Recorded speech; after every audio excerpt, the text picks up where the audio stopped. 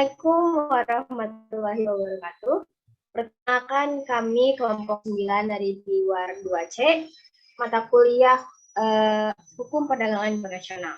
Di sini kami akan menjelaskan mengenai Dispute Settlement Mechanism. Agendanya di sini yaitu yang pertama, pihak-pihak dalam sengketa, yang kedua, prinsip-prinsip penyelesaian sengketa, yang ketiga, forum penyelesaian sengketa, yang keempat, hukum yang berlaku, dan yang kelima, pelaksanaan putusan sengketa dagang. Transaksi-transaksi atau hubungan dagang banyak bentuknya, dan semua transaksi tersebut dapat melahirkan sengketa. Umumnya, sengketa-sengketa dagang kerap didahului oleh penyelesaian dengan cara negosiasi. Jika cara penyelesaian ini gagal atau tidak berhasil, barulah ditempuh cara-cara lainnya seperti penyelesaian melalui pengadilan atau arbitrase. Yang pertama, pihak-pihak dalam sengketa. Stakeholders dalam hukum perdagangan internasional. Ada 3, yaitu negara, organisasi internasional, dan lainnya. Sengketa antara pedagang dan pedagang. Sengketa antara pedagang dan pedagang adalah sengketa yang sering dan paling banyak terjadi. Sengketanya diselesaikan melalui berbagai cara. Cara tersebut semuanya bergantung pada kebebasan dan kesepakatan para pihak. Lalu ada sengketa antara pedagang dan negara asing. Walaupun negara mempunyai hak atau konsep imunitas, hukum internasional ternyata fleksibel. Hukum internasional tidak semata-mata mengakui atribut negara sebagai subjek hukum internasional yang sempurna atau par excellence.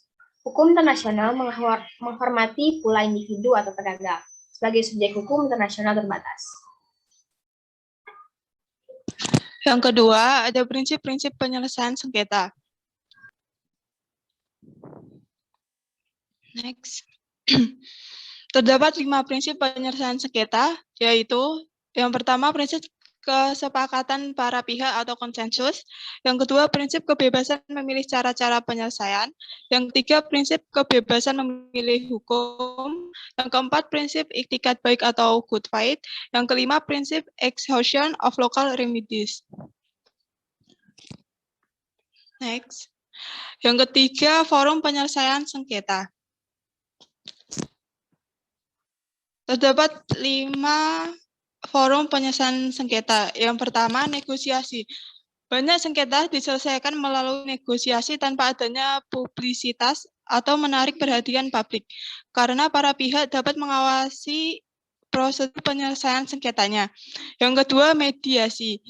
Mediasi adalah suatu cara penyelesaian melalui pihak ketiga sebagaimana pihak yang netral. Ini bisa individu, pengusaha, atau lembaga atau organisasi profesi atau dagang. Yang ketiga, konsiliasi. Melibatkan pihak ketiga untuk menyelesaikan sengketa secara damai, namun konsiliasi lebih formal daripada mediasi. Next. Yang keempat, arbitrase. Arbitrase adalah penyerahan sengketa secara sukarela kepada pihak ketiga yang netral. Pihak ketiga ini bisa individu, arbitrase lembaga, atau arbitrase sementara. Dalam praktik, biasanya penyerahan sengketa ke suatu badan peradilan tertentu, termasuk arbitrase, termasuk dalam klausus penyelesaian sengketa dalam suatu kontrak. Yang kelima, pengadilan nasional dan internasional. Penggunaan cara ini biasanya ditempuh apabila cara-cara penyelesaian yang ada ternyata tidak berhasil. Penyelesaian sengketa dagang melalui badan peradilan biasanya dimungkinkan ketika para pihak sepakat yang dituangkan dalam klausus kontrak. Salah satu badan peradilan yang menangani sengketa dagang ini misalnya saja adalah WTO. Yang keempat, hukum yang berlaku. Pilihan hukum, choice of law, proper law, atau applicable law, suatu hukum nasional dari suatu negara tertentu, tidak berarti bahwa badan peradilan negara tersebut secara otomatis yang berwenang menyelesaikan sengketanya.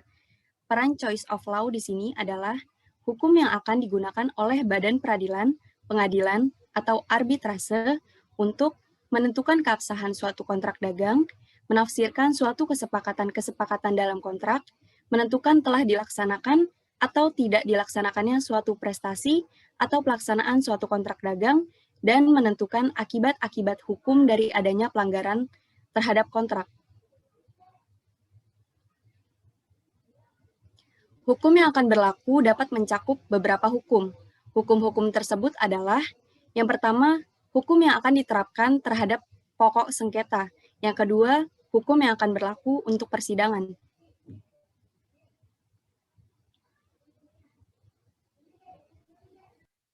Yang kelima, ada pelaksanaan putusan sengketa dagang.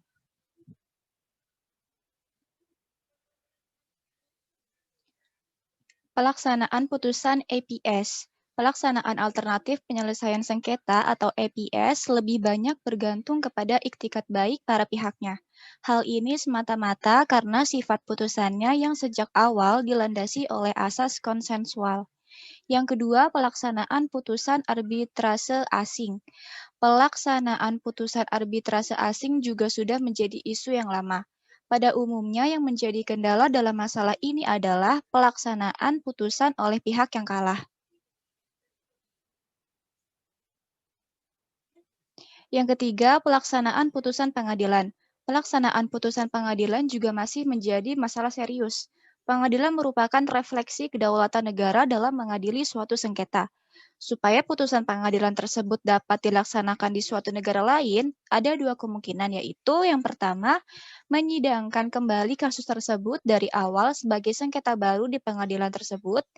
Yang kedua, pelaksanaan putusan pengadilan di suatu negara dapat dilaksanakan apabila negara-negara yang terkait terikat.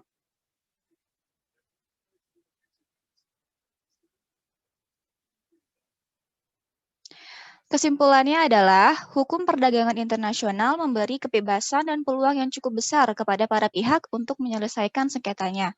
Badan peradilan harus menghormati kebebasan, memilih cara-cara penyelesaian sengketa, termasuk pula kebebasan untuk memilih hukum yang akan diterapkan untuk menyelesaikan sengketa.